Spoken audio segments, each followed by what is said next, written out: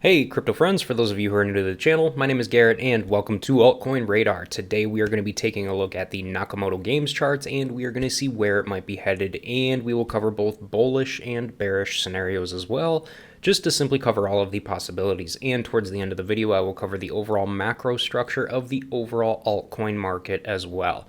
Now, for those of you who love trading crypto and would like to try out the same crypto exchanges that I use on a regular basis, feel free to go ahead and try out either the MEXC exchange or the Blowfin exchange with the links in the video description down below this video. Now, the reasons why I love these exchanges are: one, I love MEXC because they have some of the cheapest trading fees in the entire industry, which is nice because you get to keep more of your profits. Now, the reason why I love Blowfin is because they allow anybody from anywhere in the world to be able to sign up and trade crypto futures. So if you're from the United States and you want to trade crypto futures, you can do it right here on Blowfin. And realistically, this is personally where I personally trade my crypto futures right now as well. So let's go ahead and take a look at Nakamoto Games on the daily chart and see what we've got going on. So as you guys know, Nakamoto Games has been, first of all, they've been firing on all cylinders for like the last 2.5 years. They are a phenomenal GameFi project, all right? So this thing has been dropping like crazy lately. Absolute crazy. Realistically, I thought this level down here, $1.30, I honestly thought that was going to be the bottom here, but clearly I was wrong, and clearly we ended up going down to this next support level of right around $1.13, sitting at $1.12 right now, and it's literally riding this level right now as we speak as well. Now, as you guys can also clearly see on the daily chart, we have also got a very nice broadening descending wedge going on right here, which these types of patterns are usually typically bullish, but it's going to take a lot of momentum and it's going to take a lot of volume to come back into the actual GameFi space in order to start seeing enough volume for these GameFi tokens to, start trending upwards again. And so far that is not what we are seeing. But the good thing is here is we are still trending within this descending wedge right here, which is very nice to see. Now, here's the thing. In a bullish scenario, what I personally want to see here is I want to see us eventually gain momentum. It would be very nice. Now, I know that the whole GameFi space in general is extremely far down right now, just because everybody has been taking liquidity from the gaming space and has been putting it in meme coins and RWA coins and all other crazy coins.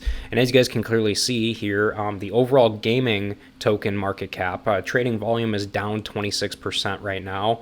The overall market cap for gaming tokens is extremely far down right now. So it's not just Nakamoto Games in the gaming space that is down. There is all kinds of gaming tokens right now that have been completely taken down to the downside. So it's not just Naka. So for those of you who are sitting here and thinking that Naka is a terrible project, it absolutely is not. What we are realizing and noticing here is simply just a matter of liquidity being sucked out of the gaming sector and put into other sectors, and that's literally all that's going on here. So when that capital ends up coming back, I fully expect that Naka and all the other gaming tokens will eventually coming out and start rising up again and have another run for themselves, which would be very nice. And in a bullish scenario, what I personally want to see, the levels that I am personally looking for here to start feeling extremely bullish on Nakamoto Games is, first of all, I want to see a strong push above this 175 level first. Once we get to this 175 level and clear past it,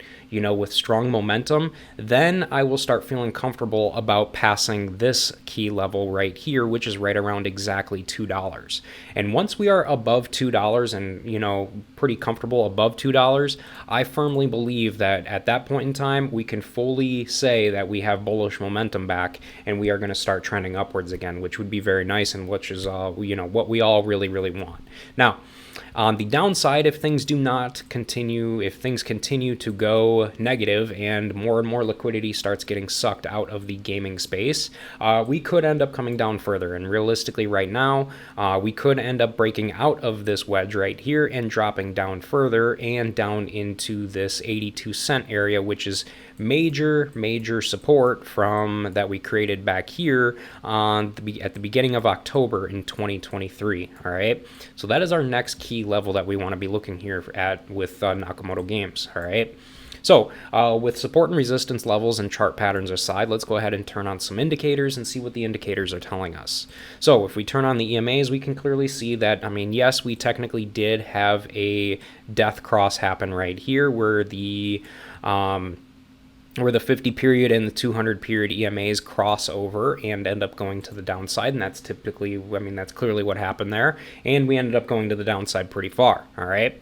Now, the other negative news thing here that we can clearly see is price action. All the price action is underneath every single EMA here, which is very, very not good. All right. Again, we need very strong momentum to come back into the GameFi sector. And once that happens, we want to start looking for price levels to be above these EMAs rather than below them.